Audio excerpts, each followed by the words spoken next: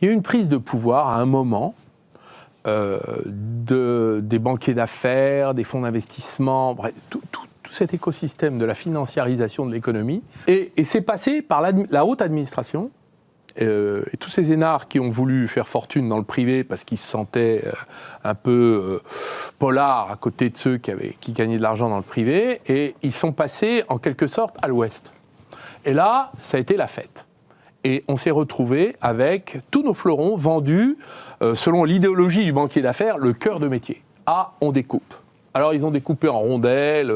Alors, ça a commencé avec la CGE.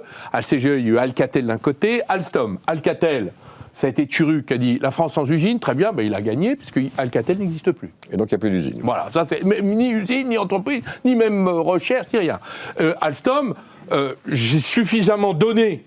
Et ça s'est terminé avec une explosion politique à la fin et mon départ sur la vente par François Hollande, son secrétaire général adjoint, qui était M. Macron, aux Américains, de la branche énergétique. Tout ça pour 10 ans plus tard le racheter, piteusement, beaucoup plus cher qu'on ne l'avait vendu. Ce qui montre bien qu'il y a un défaut stratégique. Mais ça, c'était toujours les banquiers d'affaires. Hein, on découpe, on vend, et puis on prend des coms au passage. Hein, voilà, parce que c'est quand même ça l'histoire. Donc sociologiquement, il y a un sujet par rapport à notre élite. Cette élite-là ne nous a pas servi.